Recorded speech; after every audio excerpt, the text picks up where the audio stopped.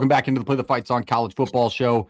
Jake is not with the show tonight. However, the other boys are here, Reese, JP, myself, to take you through another off-season schedule at PTFS. Gents, how we doing tonight? JP, you're up first. Doing good. Month of March is always a good time for me. I think there's a lot kind of humming around. Been watching some NASCAR. St. Patrick's Day is one of my favorite holiday celebrations. Puts a good weekend together. NCAA tournament and just college football. You kind of find your way into learning more about the teams. And it's your first real run at this. So also one of the topics we'll hit tonight, wish it was going to be a little longer. I just forgot how they handled it, is the Uniswag stuff and voting on their uniform awards that they come out each year. I think they've been doing this for like 10, 15 years. It's a blast. So pumped to be here. I think our question of the day is one of my favorites because I'm trying to think of like if somebody walked into a party or a bar wearing a certain jersey, you're like, damn, so many. That's sweet. Yeah, that kind of thing. So we'll get to the question of the day. The full schedule for tonight's show is we'll first ask that question that pertains to college football jerseys you'd want. Then we will talk uniforms, the Uniswag Uniform of the Year awards. There are several categories: FCS Uniform of the Year, Best Helmet, Best Look overall. We'll go through them. We'll give our pick as a show, and then we'll get into the point of tonight's episode, which is transfers you forgot. Fellas, there's a lot of names out there that roll through the portal during the offseason, during that window. You can't keep track of them all. And then all of a sudden it comes season time. You're like, man, when did he's there? Tonight's a nice refresher of where people landed during this latest portal cycle. Reese, how you doing? I'm good. I think we were, 142 episodes in, and we had a NASCAR reference drop in the show for the first time ever. So shout out JP for that. I don't know if that's ever going to happen again. It might be another 142 episodes, but we're good. I'm going to be meeting up with our boy Schaefer tomorrow night. We're actually about to be heading to Mexico for a couple of days, so a little excited. Yeah, a little trip for half of the Play the Fight Song College Football Show is happening to another country. Stay safe down there. Not the safest place in the world to be right now. But we also have to bring it up. It's our show, so we can do this. But Reese sends a private chat, and he says, hey, let me know if you guys can hear my new woman making dinner in the background, and I'll mute myself. So that's pretty cool. What is she making? Yeah, say, I'm curious. Stuffed chicken breasts that are stuffed with mozzarella and bring her on the show. Cream cheese. Get her over here. I need a breakdown. No, don't. All right. Mozzarella and cream cheese. That's a whole lot of cheese. Hope that tummy handles it. I don't know. Never tried it. It smells delicious already. So we love that Play the Fight Song. But show this video some love. Hit the like button. Hit the subscribe button to the show if you haven't. A lot of off-season content coming. We got more ramping up as the season gets closer. Preview season doesn't feel like it, but gents, it's right around the corner. We got to start breaking down these teams. We just keep adding teams to the preseason schedule. We've had the 2 joinees from the FCS that we will preview during that time of year as well. Let's get into the question of the night. Question of the day? Question of the night. Question of the night. It's our show, whatever we want. College football jersey you'd love to have. Gents, this could be for various reasons. It could be a player you love, just a look that's like, man, that's one of the better jerseys college football teams ever had. And I like your way you set it up, JP, so let's use that. A guy walks into a bar wearing this college football jersey. You have to say something to him. What is that jersey for you, JP? I mean, there's a couple here. I went off like what I would be interested to have at my disposal. I think a good Kellen Moore Boise State jersey would be sick. Like whatever one you want. From that era, or you like the more current ones? No, like his, one that he wore at Boise State. He's one of my all-time favorite quarterbacks, but if someone just strolled in wearing a blue Boise State jersey that said Kellen Moore with number 11 on it, that would be all time. I think that one would be awesome. The white always worries me on jerseys because I just don't want to get it dirty, but that one's top of the list for me. I feel like they could do a better job, these licensing companies, going back and making these things actually happen. Because I'm sure, Kellen Moore is maybe not the best example because he's not struggling for money in any sort of way in the NFL. But like, if let's say you go back to maybe a player that wasn't very good in the NFL or didn't have a long stinting career, he'll take a little NIL money, still making it off his name, image, and likeness. Vince Young wouldn't complain. Make him a real nice. Supposed to be buying that one forever. Vince Young won't complain about that money. Yeah, no kidding. Johnny Manziel's taking it anyway. But Reese, I'm interested to hear your pick. Just because I'm getting into college football more recently, but I think this is one too where everybody, especially us in our generation, would love this. A Burrow one, but it's the EAUX. Oh, if somebody's got that, like, because that maybe walking out to Death Valley is probably one of the cleanest, just most badass videos in college football that we've seen. And if somebody's walking in with that one, I'm like, that guy's pretty cool. He knows he's got a source. I want to know your source so I can find that jersey for myself. I feel like you're likely to see that. Like some sicko out there, shout out to whoever they are, might have that. That might be in existence. That's one that DHgate or whatever third-party website that takes 3 months to ship you use could come up with that. But would you go white or purple on the jersey? I would go white. I think, and I was looking back, I think every one of these jerseys that I'm looking at, like I think, like kind of JB was saying, you're scared about the white, but I think just the white's gonna look the best, just because it's gonna go with most of your clothes you're gonna wear anyway. But like, yeah, white. Fair enough. I have 2. Does everybody have 2? Like a backup choice? I had 4. Well, I got plenty. I'm strapped. Yeah. Okay, so I'll give number 1, and this is the one I have to take off the board. I'll take either his timeline of when he played, just the home black, or if it's a more recent 2015 rainbow alternate, give me the Colt Brennan Hawaii jersey from that era. Just an absolute slap a no rivals hat on that. You're good. I mean, that's a 10 out of 10 outfit. But Colt Brennan, one of the better looking jerseys. Hawaii, one of the most underrated brands with their look in college football. JP, back to you. This is kind of like a play the fight song pick because we were high on him. Went and watched him play live. It was a ton of fun. A KJ Jefferson Arkansas jersey, like 2021 KJ Jefferson and 2021 Arkansas was a blast. One of my favorite football teams to watch. Him specifically was an absolute blast to watch. That would be one of my favorites. Just a guy who, we knew wasn't going to be an NFL quarterback. Kind of built like a lineman. Yeah. Very unique skill set. A part of that really good revitalization of Arkansas in 21. I think they were 9-3 with a weird loss at home to Auburn. And then he goes to UCF and you're like, damn, this like plug and plays in the Malzahn's system pretty damn good. And it just didn't work out. Like, the lore of KJ Jefferson in my life is going to live on forever and ever. Well, he was a beloved quarterback on this show. That's for certain. Reese, give us your next pick. I'm going to go just a guy who's been a guy that I just enjoy watching on Sundays too, but I'll go Baker Mayfield, a white OU one. I think that. If you can find a tech alternate or just the straight up white. Ooh, actually a cream would probably be better, but I'll stick with the white just because it's OU. It's nice, simple. It's there, and it's. I mean, it's Baker Mayfield. It's a guy where I'm gonna be okay wearing that jersey for a long time just because how the guy plays the game. My second pick came from maybe a team that I don't love, but I loved the look of these particular jerseys. With the gold numbers, I will take like the 2017 Florida State away jersey with Jameis Winston on it. They had like full Seminole design. Oh, sweet. The full Seminole design around the collar, the gold number popped with the maroon outline. Those were some of the best away jerseys they ever had. And they wore them in the bowl game. But Jameis Winston, I love him as a person, just as how, I mean, it's not debatable. He's just hilarious as a human being's existence. So give me Jameis Winston as my second pick. Back to you, JP. You got two more. Yeah. NIU Jordan Lynch. Rocking an NIU Jordan Lynch jersey would be all time. Yeah, I mean, one of our favorite edits we've put out on this show, I think Jake slapped one together. That guy was the definition of MAC football and led that team to a BCS bowl game. What an absolute animal. That would be a good one. If somebody walked in and just it said Lynch on the back, NIU on the front, and be like, damn, this guy, he's got it figured out over there. I need to buy that man a beer. I'm just trying to think of the difference in looks between like the screen print, which you would probably get during a majority of these guys' timelines versus like not an authentic, but like an embroidered stitch, similar looking jersey. I mean, these would be disgusting because those jerseys take such a massive step forward, especially in that era for a G5 program. Like it could look bad, but if you get a good looking one, there might be nothing better than that. Reese, your next one. I'm going to go super niche with this one. This was when I was younger, me and my good buddy Trevor. The Mizzou team, I believe it was 2012, that kind of got me more into college football. A Chase Daniel black Missouri jersey. I'll go super niche. That's one where if I got a Chase Daniel, Tony Temple, or I think Jeremy Macklin was also on the team.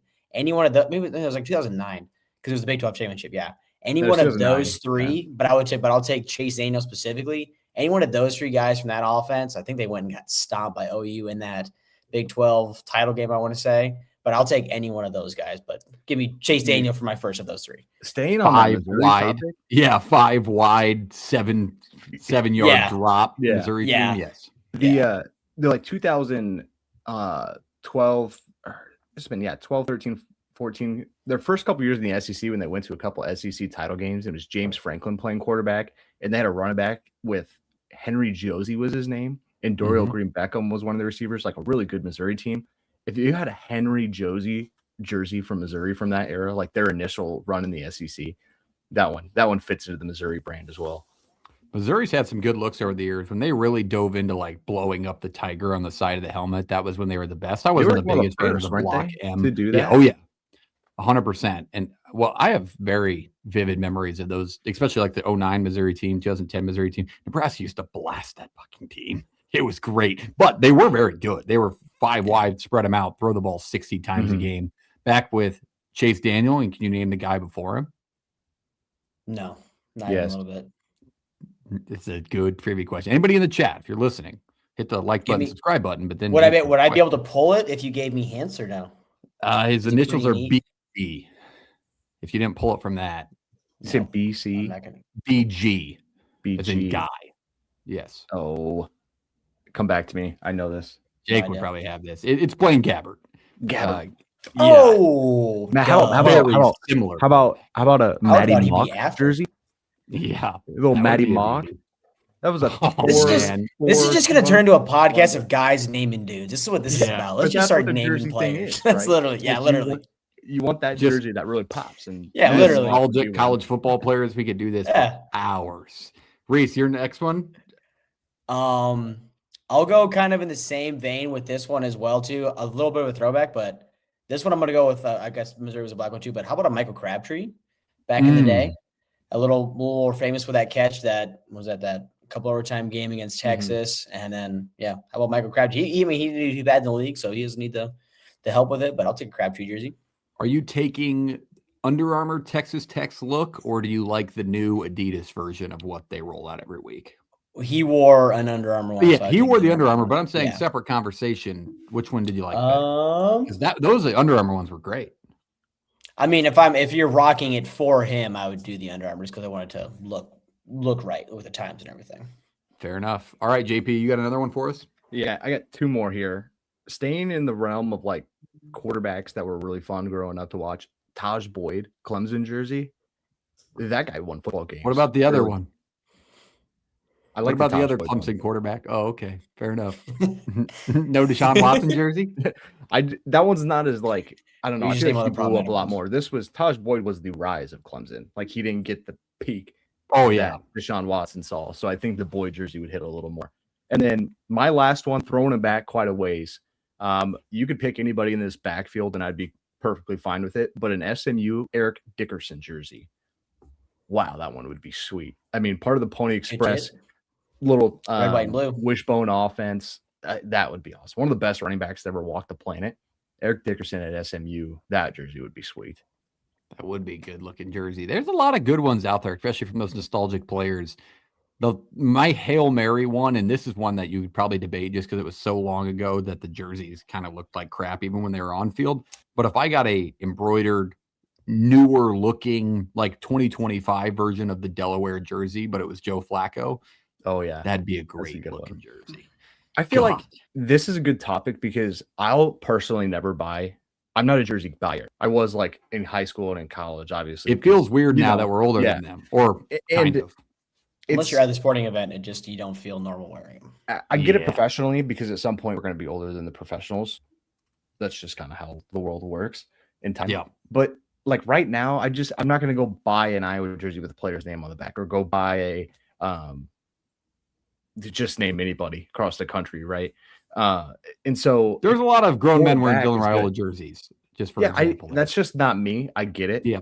Like the take of actually wearing jerseys, like I think some people say that's stupid. It's a horrible look if you're a grown man wearing a jersey. I think that's a trash take. I'm just saying I wouldn't buy a current player's. I would take a throwback one or a custom one, but I wouldn't do a current player. I'd buy like their merch everywhere else, but it's tough because college football and football in general, you have to have a number that's pretty blatantly clear on the front, but that's where you get the benefit, like a baseball jersey or a hockey sweater where they can just be blank. Like a majority of the front of them will not have it on the back, but college football, you got to have a number, and they used to roll it out. What was it, by year? So if it was 2025, the jersey number would be 25. Well, that was everything. there was that little segment where like they were actually selling someone's jersey, not making like I was shipping out Brad Banks jerseys in 2002 with the number 7 on it. Clearly it's Brad Banks's jersey, but he's not getting anything from it. And then they started to get trouble. And then it was like the number 1 only. Didn't Jake have an Oklahoma State jersey? It was just the number 1, like before players got paid and after they got in trouble for it. Like they were just putting 1 or they're putting 22 or 21 on it. Yes, that is the one he bought off of the guy's back at the bar. Yeah. I think he said for $20. Story. Yeah. Jake was at Oklahoma State and bought an Oklahoma State football jersey. Very good one, actually. Had like the cowboy collar and everything on it for $20 off of a drunk guy's back. That might be, he might have a case there, that guy. Is that taking advantage of somebody when they're intoxicated? That's Jake for you. System. He's not here to defend. Yeah, exactly. That guy saw 5 more beers in his future with Jake handing him that jersey. Yeah. So who really I'll take that. I'd take that deal. He probably had like 11 jerseys back in his dorm anyway. But all right, any more jerseys out there? Any of them pop into your mind? Let us know in the comments, by the way. If you have a jersey that you would think you would love. I saw the Friday AKC coming with the comment. He said, buy a jersey, frame it, put it in your bar. Great take. I have my own jersey sitting here framed in my man cave / studio. What about a Toby Gerhart Stanford jersey? Ooh, that's a great one. The black one was sweet. The black one was great. That'd be a good one. JP, in the vein of Stanford, I had this one down, not to hurt your feelings, but Christian McCaffrey, all white, would be pretty lit. That one would be pretty clean. I'd be a big fan of that one. Would be a good one. That is a good look. There's a lot of old ACC ones you could roll out there, I feel like. Oh, plenty. Luke Kuechly, Boston College would be sick. I think there's a comment in from GA, who's a Husker guy, if you don't know, but I have a dual-purpose Johnny Rogers / Marlon Lucky from my days in Lincoln. One I would buy is a Corey Schlesinger Orange Bowl one.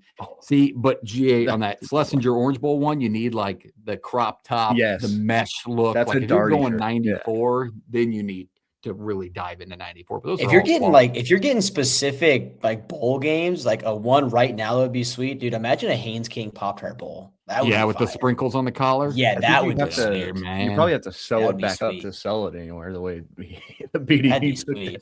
Yeah, whatever. Friday KC comes back in and says he'd wear a Bobby Boucher jersey. I'm not sure if that qualifies. I mean, they did beat Iowa. Fun fact, JP. They did. Take that. The Mud Dogs did beat Iowa. Yes, LSU Mud Dogs. But that is a good place to leave that conversation. Let's just say that. But if Friday KC, if you want to send us a black Jack State jersey, I'll gladly hang it right behind me. No problem at all. Those are a great looking jersey. Cam Cook? Yeah, Cam Cook jersey would go unreasonably hard. A Cam Cook jersey would go unreasonably hard. Would 100% support that. That's one like 5 years from now, I'd be like, what? Remember that guy? Yeah, Cam Cook right there, brother. I wake up thinking about him. All right, let's go to the next one. That is the college football jersey we'd love to have, but let's stay on uniforms and let's talk uniform swags, uniforms of the year nominees. They're out there. We're going to pick from the list that they've put out. I believe someone is sharing their screen, correct? Is that how we're doing this? Pulled up? I do, but it's on a separate. I mean, I can pull it up, but it's on a separate. You take your time to pull it up. Go click the link in the document or whatever. We'll put it on the screen so we can show you the nominees. The first set, I believe, that's going to pop up is the FCS uniform of the year. There's several options here. Montana State's in there, Youngstown State, Idaho, and they're beautiful. It's not an easy choice. I'll say that. And Uniswag is a great page. If you've never seen it before, follow them at Uniswag. Shout out to them. These like this, I wish the voting was open in all categories at the same time and you could go one by one, but I think only one category is open. So we'll talk about one of them and vote on one. But as they come, we might be able to do this each week as they go out because they have a ton of different categories. Is this a live show, boys? You're asking me to pull this up. I have no idea how to share my screen for any of this stuff. So we'll figure out as we go. There's a laptop monitor at the bottom that has a plus on it. Yep. See click that one and then do share screen right above it. And then you're going to click the browser that you like, Reese. Got it. Hang on. I got to do some things. Okay. He's doing some things. But is there any uniform that popped in your head that maybe it's not on the list that we're about to look at, JP, that you were like, that one could have been on there out of the FCS? I think there was one. I think North Dakota State's is on there where they did the metallic numbers. That one I kind of up the air on. I like that one a lot. South Dakota wasn't on there that I saw, and I don't love their new USD. Yeah, USD. Sorry. Their new Yote logo I don't love, but they still do some really, really good stuff. Like otherwise, if that makes sense. Like they're all blacks or they're all reds, are pretty sharp. Also, Jake being fully invested in the chat and texting right now and not being in the show. I'm sitting here thinking about it. Did he miss the show for packing or for a work event? I'm starting to have smoke coming out my ears here. But all right, Reese pulls it up. Got it. First couple listed out here. Furman, the gray look, purple accent. Yeah, nice looking uniform, but I don't think that can be our selection. Any disagrees there from the whole list? Let's see him first. It's clean, but I wouldn't put him up there. Idaho, Montana. They got Idaho Fighting Taters on the helmet here. Yeah, we'll go through detail, but they're listed at the teams: Montana State, North Dakota State, South Dakota State. We got the Dakota marker involved in this competition. Then we've got Yale, Youngstown State, and I can't see that last team. Is that Tennessee Tech? Yes. Tennessee Tech is also up there. That's a very similar look to ECU, that Tennessee Tech logo. Yeah. And the look overall sort of that classic ECU uniform. So I'm not picking them. What jumps off the page to you? Because one of them, to me, that North Dakota one that you mentioned, Reese, give it a little pinch and zoom if you can. Can you do that? The North Dakota one? That's the metallic number one I was talking about, I think. Yeah, it's beautiful. It's beautiful. Do we remember why they did the metallic numbers? Probably because they've won 10 national championships in 15 years. Anyway, yeah, I'm probably. going to throw a guess out. That's impressive. The Yale one has a metallic number as well at the bottom, Reese, bottom row. JP mentioned this is a nice touch on these jerseys. Yeah, I like Fighting that. Taters. Fighting Taters. That's pretty. That's Fighting pretty. I like Taters that. on the Idaho helmet. I will call out I think the only throwback one on here technically is the Montana one. Dude, the Montana State one's a great look as well. Yeah. Oh, wait, that is a throwback too. Montana and Montana State are both throwbacks. Yes, I think the Montana State one. If we're just doing helmets here, that Youngstown State one that Reese was just on, has got to be up there, right? Youngstown State was a pick. It was a pick for me for sure. Do you know whose primary uniforms could be on this list every year? Is UAlbany. I think the mascot plays a massive that Great Dane logo is sick. It's the Penguin is such a good mascot. They should never ever use the block Y, but the blown up Penguin helmet is definitely up there. Mm-hmm. My 2 votes, if I have to pick from this list as a podcast nominee, I'm saying Youngstown State, and I am a big fan of those North Dakota States with the chrome numbers. Okay, it's up to everybody else. Top 2. Reese, I am with him on Youngstown State. I just think they didn't try to do too much, like with the helmet being the big logo. They didn't try to do too much with distracting stuff on the jersey. So I like that a lot. And then honestly, I'm more of a simplistic guy. I'd be with Parks on the North Dakota one, or I like Idaho's for just the plain black. And then you just have to fight, because Fighting Taters, that's just, who the hell has a helmet that says Fighting Taters on it? Nobody. Yeah. Idaho is going to be one of my votes for top 2. Scroll that bottom row again. I just want to get one more look down here. I like the Yale look, but I don't know. I don't think it's that much different out about it. I think the Montana, my 2 votes would be in the top row, both from the Big Sky, with Idaho's all black with Fighting Taters, and then the Montana throwbacks, I think, are sweet too. All right, we got to narrow it down here. So narrow it down between the Idaho one and Montana. Idaho one got 2 votes. The Youngstown State one got 2 votes, and the North Dakota State one got 2 votes. Get to pick one. I will say Youngstown State. I would feel comfortable with that being our selection. I'll lean back. Or North Dakota State. I'll say that one, North Dakota State, JP. You make a pick. One of these 2. Yeah, you make North Dakota State or Youngstown State? Yep. Yes. I'm going to go Youngstown State. Okay. That's winner. Pick. Look, zoom in on that helmet. Dinner. Give them the full effect, Reese, because it's an unbelievable looking uniform. Got that new stripe down the side that comes to a point, kind of similar to the USA baseball jerseys this season. It's kind of that newer look, clean looking jersey, but then all that detail within the helmet. Is that face mask yellow? No, just the mouth. Just the mouth part is. I think it was just a reflection out there, but they could do it. They could do that, and it would be nasty. They could. I feel comfortable with that choice. See, I wonder if Jake's going to disagree with us. He'll probably pick something completely different. Who knows? He's going to pick Yale. I like their stuff. One of our best videos here on the show was talking about uniforms from the years past and our favorite ones. I think if we just do we make got this ripped segment in that every week. comment section, but yeah, we definitely did break down best uniforms Yeah, of 2024. I subjective. believe it Give was. us your opinion, people. Yeah, it is opinionated overall. And these are FCS uniforms, people. Let's remind them it's a different division. So no, you're not going to see your Oregons, you're not going to see your Oklahoma States, whatever you may be used to. These are FCS teams.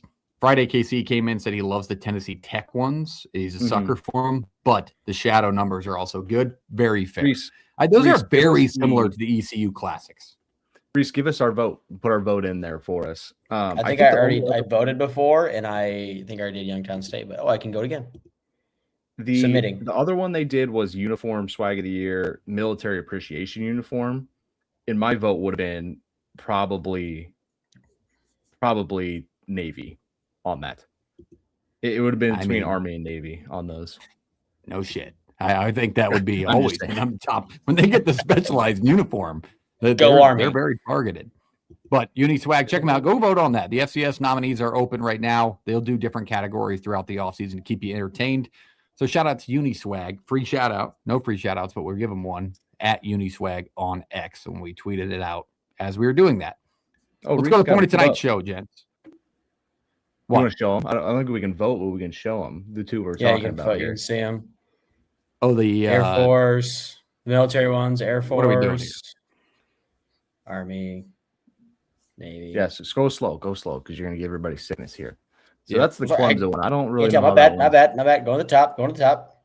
It's a great look. I mean, the Armed Forces Academies have to have like elite military appreciation ones. Yeah. I think that's just written into the life. I thought the Army ones were sweet too. That's good. That one's good. I really like the back plates on those too. Like the Raiders.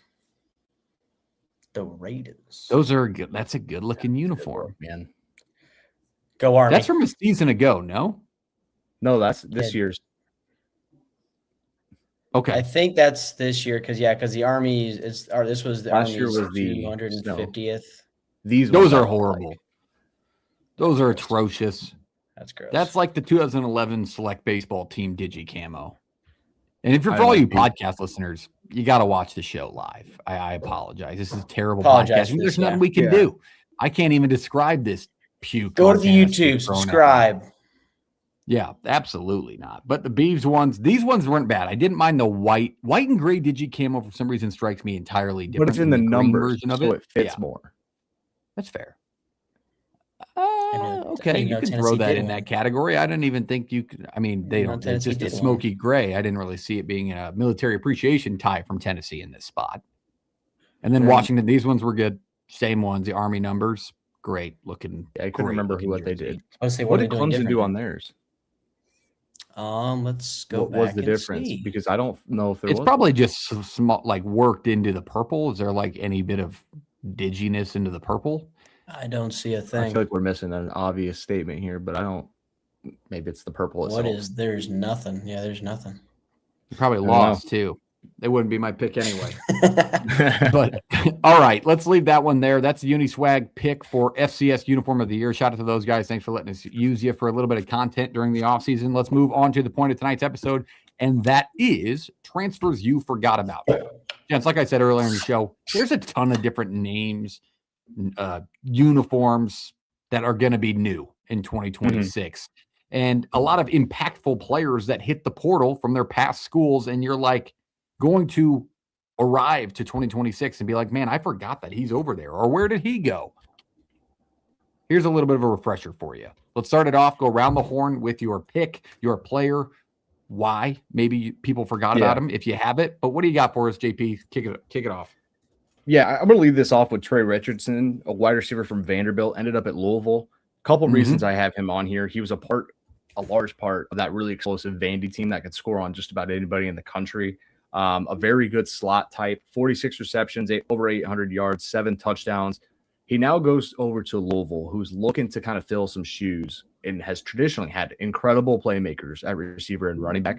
They got the guy in the running back room. Now they got a guy in the receiver room for Lincoln Keenholz to hopefully make things easier on him. I think this is a piece that Jeff Brom could use to exploit people. He's kind of that same type as a Rondale Moore, kind of the same type as David Bell at Purdue. Like he had some guys at Purdue that Jeff Brom really used and ramped up. Maybe this is the next one. So I wanted to highlight him because that's one that if you were watching a Vandy game, you saw Richardson running around, but now he's not going to be there anymore, and he's going to be in Louisville. Yeah, and that's a good one to note. And I think that we're going to mention Louisville maybe a couple times tonight. Brahms was usually a very portal-heavy guy, so you're going to get a pretty new-looking Cardinals team year after year. Reese, your pick, your transfer somebody forgot about. I went with one because we're going to see what's happening with the Chambliss situation. It sounds like the guy's going to play, but if he doesn't, Deuce Knight coming over from Auburn. This is a guy who was a 5-star coming out of the state of Mississippi, went over to Auburn, just didn't pan out over there. Issues with coach, whatever it was. But he's a 6'4" dual threat lefty. I mean, he's a guy, if he does come in and Chambliss isn't playing, you're going to want to know who the backup is. And this is a guy who is game ready and able to come in and step in and be a guy right away. I like that one. Is Deuce left-handed? Yep. Am I whipping on that? Pretty sure. No, you're right. He's left-handed. Southpaw, pretty sure. That's correct. Or you're not thinking of Austin Simmons, right? Because he's left-handed. No, Simmons is lefty as well. But yeah, there could be multiple of them. Why am I blanking on that? For some reason, that wasn't registering with me. I believe you. I just can't. For my pick for a transfer, somebody may have forgotten about, and I think it just gets lost. It's a bigger name, and obviously it came out of the SEC, so you're like, yeah, everybody should know that. But unless you're a fan of these two teams, I think it would have been easy to miss with the Mestamakers, with the Sorsbys, with the Levitts out there. Gents, Bo Pribula on his way to Virginia. I had that one. On his way to Virginia is bigger news. I mean, that offense ran a lot through Chandler Morris last year in a 10-win season for Virginia. He's going to play a massive part at full health, might I add, because that was a big struggle for him last year to stay healthy. If he can, I like what he brings to that Virginia offense, both with his legs and the way he can throw the ball. So I think that's a name that you're going to want to note in the ACC.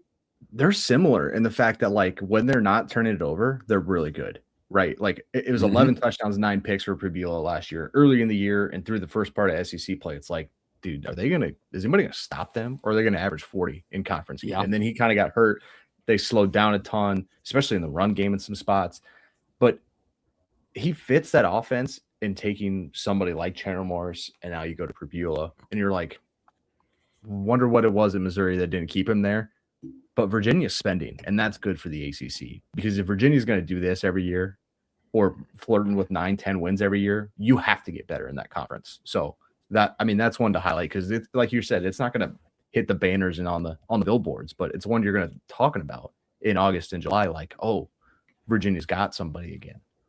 I think I'd be hard-pressed to find a college football fan out there that isn't cheering for a James Franklin great year one and a Virginia to be consistent within what they did last year, and for a Commonwealth Cup to be just a dogfight.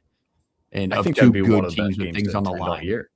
100%. I think that having meaning to it again would be great for the sport overall. Reese, back to I'm sorry, JP, it's your turn. I got DJ McKinney. This is a corner from Colorado. Put him on the cover of the episode.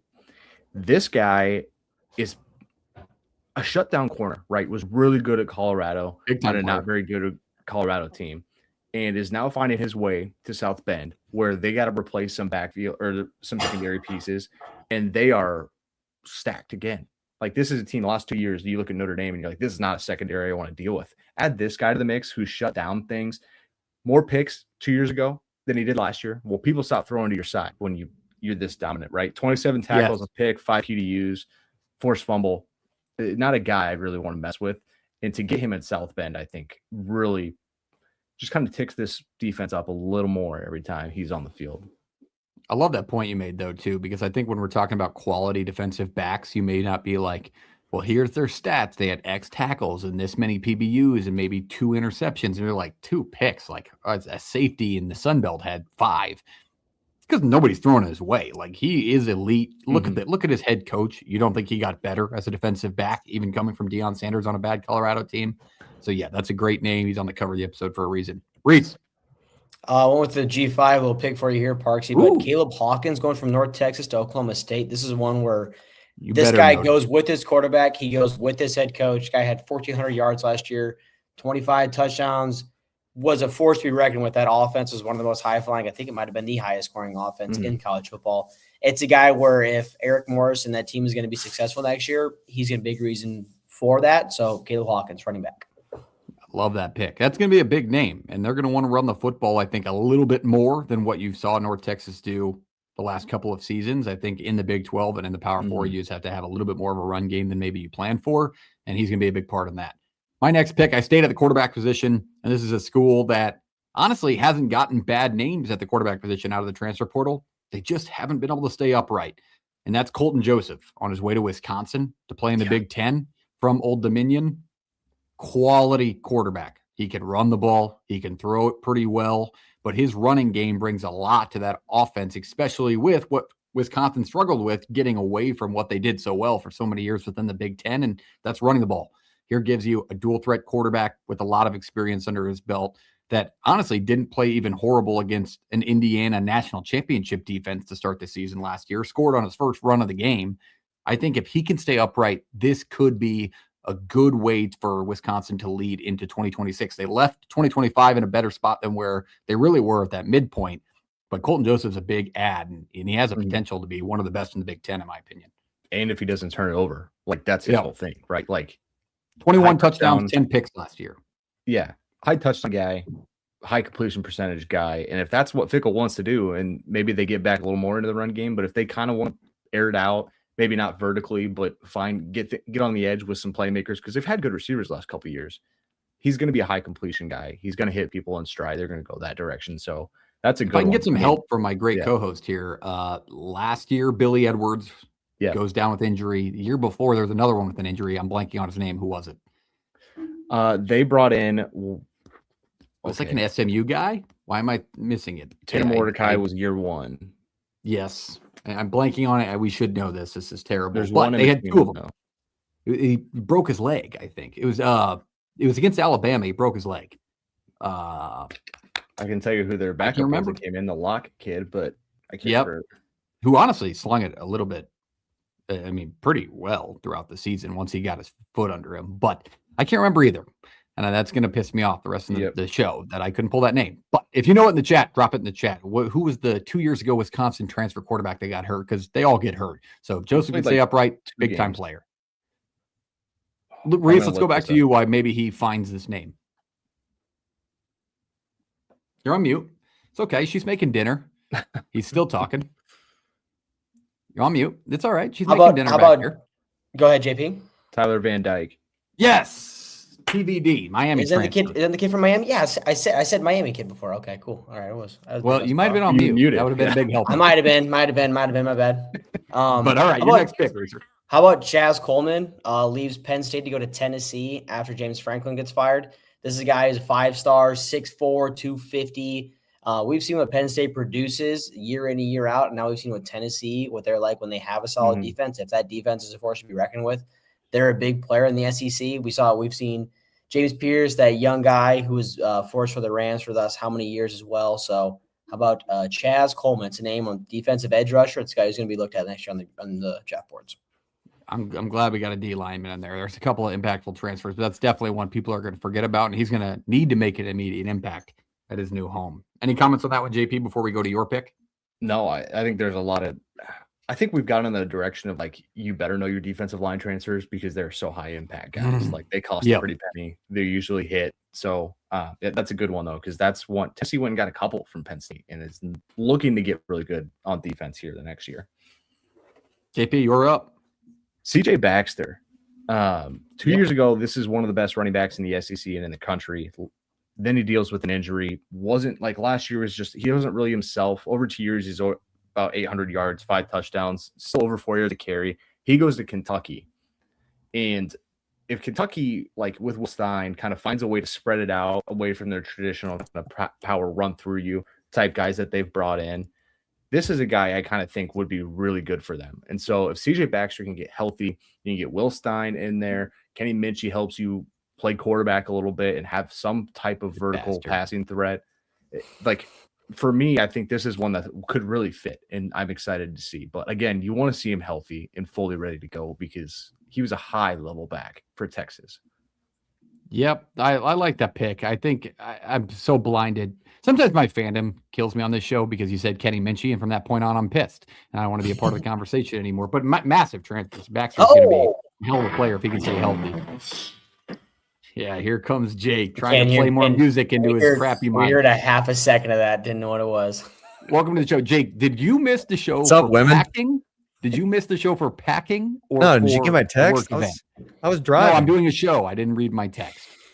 I was driving. Well, you wouldn't pull up on my own show. I can't get any of my comments to pull up. So I was like, man, I better just jump on the show to get my opinions out. So You're getting booed. You're getting booed by the overhaul there. it's Welcome all to right. the show. I'm the heel of the show. I've adopted that. That's just fine. I'll give my next pick while Jake Contrarian. gets everything teed up. If you have any transfers that maybe aren't on our list, Jake, feel free to chime in. I'll go to you after this. But one at the running back position that I got to highlight because they definitely went under the radar in my mind is Mekhi Hughes, transferring out of Oregon to Houston, going to the Big 12 now. That might be the 2 seasons definition ago. of forgotten. Back with Yeah. Willie Fritz, huh? Yeah, a 1,300-yard season in 2023, 1,400-yard season in 2024, and then a very limited 10 rushes for 70 yards for an Oregon backfield that was just kind of loaded last year. So he'll be the spotlight player at Houston in my mind, and he's going to make a big impact on a team that was much better last year and improved from the 2024 season. Reese, he was a Summerall guy. Summerall, my bad. You're right. Yeah. Just a year early. But no, Good like correction. you Good look at correction on me. Houston and what they've proven they're gonna do. Like you want a bell cow. You want a guy who can really like take the hits and stay up for 12 or 14 or however many games, 17, right? That's one that I would feel really confident in having. And then they brought in a good I think we've touched on Houston and the recruiting class they brought in. And then they've spent some money in the portal. Like if it keeps hitting, like that's going to be a team who could fight to get to Dallas for a Big 12 title. Jake, do you have a pick ready for us? I have a couple, but you guys catch me up. Who do it so I don't repeat guys. I mean, there's who been we quite a said. bit off the board. You tell us a name and we'll tell you if it's been said. Well, you said it earlier in the show when I was listening. What about Cam Cook, West Virginia? Very fair. Has that been said already? I don't know. No. I feel like We Yeah, did I- talk about Cam Cook, but we did not mention him. I know, as part of that's this what conversation. I was listening to that part of the show, and that's what got me thinking. I'm like, good Lord. I mean, he didn't just graduate after having a stellar season at Jack State. He's back, and he's back in the Big 12 playing for a Rich Rod run heavy offense. So he's getting his redemption shot at not being the worst rusher in the Big 12. And I think he's going to have a lot more success under Rich Rod's offense than he did for Sonny Dykes at TCU. He's got to be one of the main highlights of that offense, but one of the best running backs in college football from a season ago. So definitely notable on a transfer you need to know about if you forgot. JP, back to you. I have one more, and then I'm out. I have Caden Hauser. Well, I Luke think that's Altmaier one- Jr. Yeah, you got to talk about with going ECU to Illinois, and a lot of people wanted him. High upside. I think the worry there is that if you put too much on his shoulders and you make him do everything, like they still need to have a run game and to be balanced enough on defense. But this is one that not to blink at, right? That you get in Champaign. Reese, you're up. I'm gonna go. This might be my de facto, but like my SEC team next year, just because of the pick that these guys did for me in our dog this year. But Byron Brown going to Auburn from USF. We've seen what this guy does. Yep, that was his coach. We've seen what this guy can do with his legs. And I mean, if you give him weapons, I just think offensively he adds a whole lot to him. We'll see what they can do in that. It's going to be different schematically what you can do coming from your G5 area. But I still think he's going to be a guy who right away, he has a size, he has a build, he has the legs, he can play a 12-game season, no problem. So Byron Brown at Auburn, I think in the SEC will be a very interesting quarterback to watch, pay attention to this year. I love that pick because even if you want to make the argument between G5 and the SEC, like we've gotten to watch Byron Brown a couple of times against SEC teams and bait them when USF went in and beat Florida a season ago. So I think he has experience playing against an SEC opponent already. It's going to offer a lot for him playing quarterback for Auburn this year. For my next pick, it's more of a fun one that I'm not sure it's going to be like a jump off the page guy at the end of the year. We're really trying to wait for him to break through from what we heard from him in high school, then going to Colorado, then from Kansas State, going back to K-State. And then how about Dylan Edwards headed across the town? And I'm not even sure you can do this, but he's transferred from Kansas State to Kansas. Gents, and Dylan Edwards will play running back at Kansas this year. But you think about how important Lance's running backs have been. Devin Neal. There's another one I'm missing. Jake, help me out. That was really good for them. But Devin Neal was there forever. Daniel Highshaw. Thank you. Yes. I mean, very important within their offense. And if Edwards can stay healthy, because he's been banged up, there were some rumors around him actually being banged up and having coaching issues at Kansas State. Going across town, they'll have an opportunity to give Kansas a win for the first time in a long time against Kansas State. So I just don't know if you can do that, but that's a name you definitely forgot about. Jake? Elo Mendoza was a guy that I was like super high on when he went from Army to Georgia. And for whatever reason, I think the scheme didn't really fit, and he transferred in the spring and just didn't really work out that well. Now he's at Purdue, where I think he's going to be the main focal point of the defensive line for Odom. And I don't know. I think of like, who is the Karlaftis was the really good defensive end at They've Purdue. had a couple. Right? Like that's the one that George comes to mind. Karlaftis. That was One the of one Chiefs' that came best to players. mind. So yeah, so I think he could be a guy that could really turn around that program. I don't know what Purdue will be this year, but man, that's just They're feels gonna be like good. such a bigger upgrade for them than Good. what they had even a year ago. JP, you're out. Reese, back to you. I'll do one last one as well too. I think just a running back. We've seen guys from the ACC go and have success into the SEC. How about Hollywood Smothers going from NC State to Texas? If Arch Manning is going to be a successful quarterback this year, you got to have a good running back, and he's a guy we've seen at NC State he almost clipped 1,000 yards last year, had 6 touchdowns. Doesn't catch the ball as great out of the backfield, but I mean he can make guys miss when you get him in space. He's got some speed on him, so It's a good one. I have, I believe, 4 more or 3 more. One of them, another Big 12 guy, another Kansas State departure. And maybe it shouldn't be on a transfer you may have forgotten about, but there's been such a plethora of transfers on their way to Baton Rouge that you may want to know this name. It's Jace Brown. Leaving Kansas State from wide receiver 1, he made a ton of plays for this team last year and over his career there. He's going to be an immediate starter for Sam Levitt and a viable option for Lane Kiffin. And think about what he can do in a Lane Kiffin scheme. He has all the capabilities to do so. So Jace Brown's a big one for me. Jake? He was on my list. So great pick. Like the option that Kiffin will put him in on like even jet sweep stuffs. He's really good in the return game. He's fast. I think he's going to be awesome there. I'll keep it in the SEC and receivers. If this one hasn't been said, Caden Lee at Missouri, Ole Miss. Last year we talked about him. He was like supposed to be the number 1 guy, and he was supposed to be the number 1 receiver after having a really good season 2 years ago. Just didn't really pan out for whatever reason. I mean, Ole Miss kind of had plenty of other options that he just didn't need to be the number 1 guy. And then he goes through another quarterback change from Simmons to Chambliss. And now he must trust Simmons to get him the football because he's going to be tagging along with Austin Simmons to Columbia, Missouri, and where I think they need a replacement at receivers where they're looking for good receiver production after Luther Burden left a year ago. I think they're looking for one of those key star receivers again.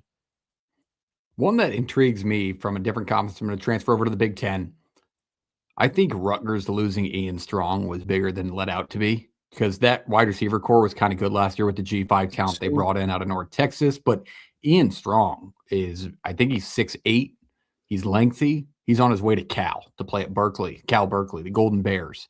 And I think he'll make an impact. But it just goes to show you, I think there's a little bit more money rolling around Cal than you would realize because I don't think he's in a brighter spot headed to Cal that he would have even gotten coverage at Rutgers. He may win a couple more games because it's the ACC, but he's going to be a big name within the ACC and a big name and player within that Cal offense next year. So Ian Strong's one for me. Jake, you got another? Yeah, the last one for me would be Justice Haynes going from Michigan, was at Alabama, Michigan, now Georgia Tech. I think he's going to plug and play right away. Wasn't there a running back last year, last name Haynes? Jamal. Am I losing Justice Jamal Haynes? Yeah, no, this is Justice Haynes. They're getting Haynes to Haynes. And Haynes Kane. Yeah. Haynes, Justice Haynes was starting to like see really good production at Michigan right away, and then kind of got banged up, if I remember right. I think he's getting in a great spot in Atlanta. I think he's going to be a great number 1 spot. It's just, can they figure out, the new quarterback in town? Can he gel well? I think another thing to add on to that point is Georgia Tech. We saw how important Haynes King's leg was in any bit of production for that offense. They've got to replace those legs. Like, it's going to take a lot. And he's a guy that I think people are incredibly high on and voted upon to be like the most impactful running back transfer. I mean, it goes well with our segment. Like, I can't forget who's the Florida transfer. I can't even remember his name now. That's going Philo. Thank you. That's going over with his offensive coordinator. 100%. My last one, I had to pull one from the defensive side of the ball, and I went to the G5 for this one. But it's just kind of a name that he built his stock so much after not playing that I think is worth mentioning. Jaheim Johnson leaving Tulane and Summerall to go somewhere else in the SEC. He's headed to play at Arkansas. He had a hell of a 2025. 42 tackles, 32 of them being solo tackles, 4 picks, and a forced fumble from the defensive back position. I think it's a very good ad for Arkansas and what they're trying to build over there, because he was an absolute monster within the G5 and even in the big games Tulane played in. He was really, really good. Nobody threw his way. So Jaheim Johnson, definitely a name you're going to want to see play in the SEC. Any honorable mentions, somebody that popped into your mind? We threw a lot of names at you, people. If we didn't throw one that you're like, hey, I think people may have forgotten about this, drop it in the comments. But yes, I saw that. Kentucky, I thought about State. You could go on a list for quarterbacks. Like you could go all night on quarterbacks have transferred that are playing this year. I know, but the big ones take so much of the media coverage and how long Levitt took to decide of where he was going to go. Just took a majority of it. And there's a lot of names, even like an Aaron Philo, that are going to play in the SEC this year. Granted, he'll probably be a backup again, but Braden Fowler, Nicolosi to Michigan. Yeah. That's Alex Moran. That's Alex Moran, right? Can I put a bet on it? Like, if he plays more than 3 games, like, I don't know, put a bet to it or something. I don't think you 3.5 would be the over/under, I would assume, to be honest with you. Especially with Underwood coming back. Who knows? Maybe Whittingham will like him more. He'll get over there and be like, 5-star biggest transfer in the last 20 years. Quarterback room in the North Country is going to be interesting this offseason, I'll tell you that much. Maybe he got re-offered that $500,000 he was being offered 2 seasons ago. Remind me, what do we got in Syracuse? We got Amari Odom against who? Who's the other quarterback that transferred to Syracuse? Angeli's coming back, but who is? I should know this. Who's the other kid that transferred? He's searching it up. We can hear him. He's cheating. Yeah, he's typing it in. Amari Odom. I was unmuted. I'm sorry. I thought I was unmuted. It's Odom, and then Angeli's still coming back. He's just injured. Collins left. Who the hell is the kid that we got? That's what I'm trying to think. Malachi Nelson. Thank you. From UTEP, baby. Right. A lot of stops under Malachi Nelson. Malachi Nelson. All it takes is Fran Brown to get him figured out, baby. After he showers. His abbreviation is going to be longer than UTEP after he's done with college. That's very true. That is, I think this is this 5? Yes. USC, Boise State, UTEP, Syracuse. At 5 now. 4. Or 4 now, sorry. Yeah, he's got another year or 2 to transfer. He's home. All right. He's home. Those are your transfers that you forgot about. Make sure you hit the like button on the video, hit the subscribe button if you haven't. We appreciate you joining for this YouTube clip if you found us that way. So we appreciate you being here. Make sure you subscribe and watch the show live on Wednesdays or Tuesday nights at 7 to 7:30 Central. Jake, let's rewind before we recap tonight's show and wind everything up. A college football jersey you would want. Yeah. And we told your story about taking advantage of that young, poor Oklahoma State fan. A damn good deal that kid got out of it, by the way. $20. Deal. I would be remorse to say that I don't know where that jersey is. I have to What did you just say? Remorse to say? What the hell was that word you just said? That I don't think I like I'm sad. I regret saying it. Remiss. I regret to remorse. I don't think remorse works there. It's remorse is not a word. We'll have to double check that. You I wanted to go on JP's point of, he said Kellen Moore. I did see a true story of dude in like not even just a Boise jersey. He was decked out in Boise gear. Was it last year at a bar in Sioux Falls? I was like, what the hell is going on here? But I think it was 2 years ago, because it was that really good Alabama-Georgia game 2 years ago. And I think Boise was playing UNLV that night. And I was like, wow, I had to go up and say something to him. I'm like, I'm assuming you're not just a casual. I mean, this guy is decked in Boise gear, and Boise hasn't been that relevant. And I mean, I guess they made the college football playoff last year, I suppose. I should shut my mouth when I say that. But and wild years ago now, highest NIL sales of any jersey since the NIL era launched. I do not believe it was an Ashton Genty jersey. I think it was a quarterback from a couple of years prior to that. And it was Bachmeier. It was a Bachmeier jersey. It was a Bachmeyer jersey, and I'm like, you think Kellen Moore was sweet? I was like, holy shit, what a pull! Hey, Bachmeyer, Boise State jersey in Sioux Falls. That just takes the cake. You can find them anywhere. Here's a beer, man. But what is your pick? Oh man, it's funny before Reese said it, before Reese said Chase Daniel, I was thinking Todd Reesing. I'm like, somebody shows up in like a dusty old blue Kansas Todd Reesing jersey. That guy is an absolute sicko. And I know that there's some of those jerseys are crawling around in Lawrence. I've got to assume They should be. I might have to hit up like a Lawrence Goodwill on a free Sunday or something to try and find one of those, because that offense was unbelievable. They put up 77 on Nebraska once. Those were the days of Kansas football and Mark Mangino, 600 pounds standing on the sideline. Shout out to that Kansas team if any of them ever get a whiff of this. Okay, next question. Why am I blanking on whatever we talked about next? Oh, your uni swag nominee. Were you comfortable with our choice of Youngstown State, or did you see the options?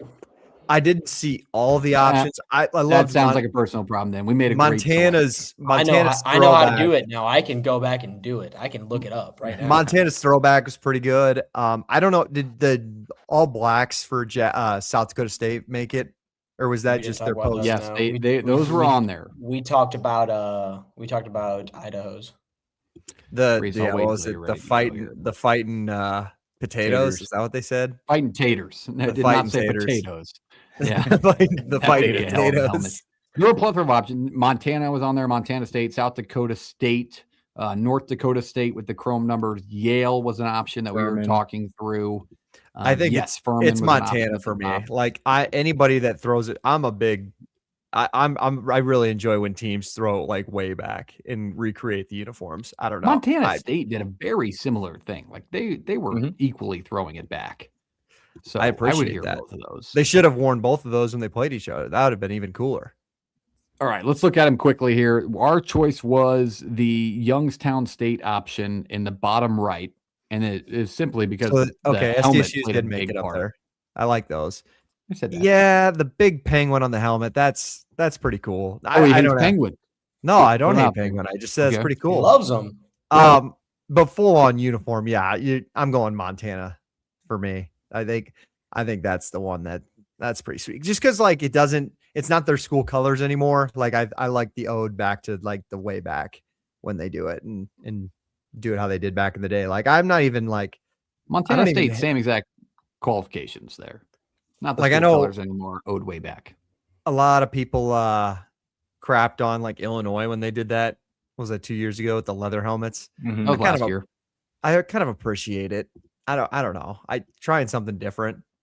Those helmets were a little rough. I'll say that, but they were cool, hand painted like that. It's always a nice add-on that teams do. But all right, that's everything on tonight's show. Covered transfers that maybe you forgot about, our uniform swag nomination for FCS Uniform of the Year, and we covered the college football jersey we would need, and what you would need should be in the comments. We appreciate you joining us. Make sure you hit the like button, hit the subscribe button to the show. We will talk college football every week until college football is back. So you're in college football heaven. Make sure to like and subscribe. We'll see you next time. Jake, you're here, so take it away. Yeah. I had to just jump on to send everybody out. Appreciate everybody tuning in. We'll see you next week. Let's play it.